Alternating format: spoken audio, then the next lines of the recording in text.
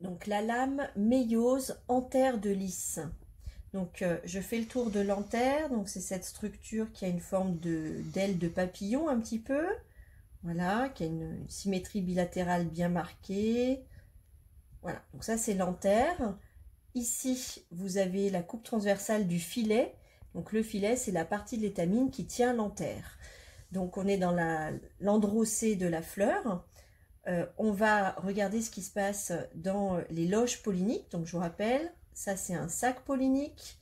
Dans le sac, il y a une loge ici et une deuxième loge là. Ce sont des anthères assez jeunes. Donc on voit que les cellules qui sont ici, qui constituent l'assise mécanique, ne se sont pas encore déchirées. Donc la fente de déhiscence n'est pas prête. Hein, les grains de pollen ne vont pas être libérés tout de suite.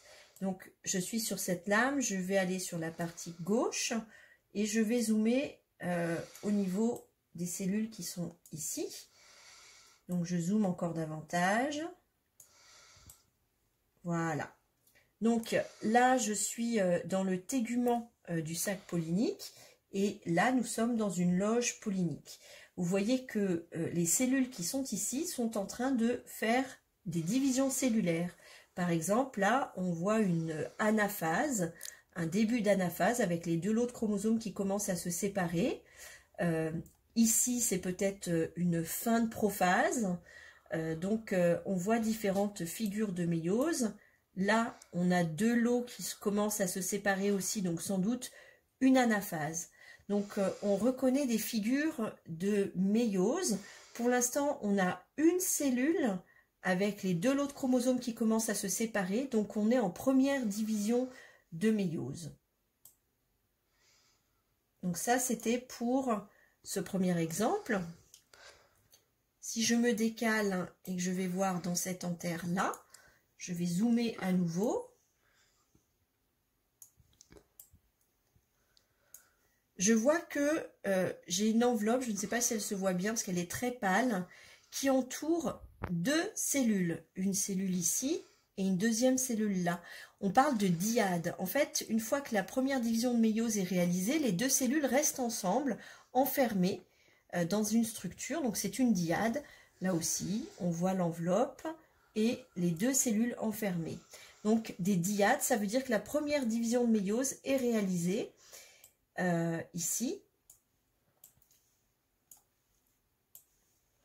si je vais voir, pardon, un petit peu de ce côté-ci, je vois la même chose, donc des dyades, alors qui sont plus ou moins abîmés selon l'endroit où je suis.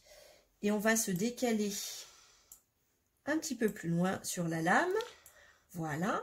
Donc ici, par exemple, je vois deux lots de chromosomes très nets, on est en anaphase. Là, c'est magnifique, on a le plan équatorial de la cellule avec les chromosomes qui sont alignés sur ce plan, c'est une métaphase. Là aussi, une très belle métaphase avec les chromosomes alignés sur le plan. Encore une métaphase ici, magnifique. Et là, vous avez par exemple deux lots très nets de chromosomes, donc on est en fin d'anaphase. Alors, comment savoir si on est en première ou deuxième division de méiose? Il faut compter les cellules qui restent ensemble. Alors, je ne sais pas si vous le voyez bien, mais là, on a la structure qui entoure tout ça. Et on a 1, 2, 3, 4 cellules en train de se diviser. Alors, ça a été un petit peu déchiré. On est en train de faire ici une anaphase, là aussi. Donc, ça veut dire que là, on est au stade de l'anaphase 2. Ici, à nouveau, une métaphase qui se voit bien.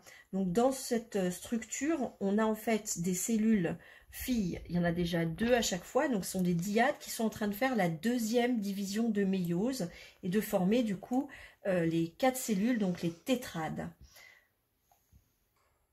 Donc, ici, je vous remontre en grossissant encore davantage une métaphase. Vous devinez peut-être le fuseau de division avec les microtubules. Ici, aussi une métaphase avec les chromosomes bien alignés sur le plan équatorial. Et là, pardon, clairement, un premier lot de chromosomes séparé du deuxième lot de chromosomes. Donc là, on est en fin d'anaphase.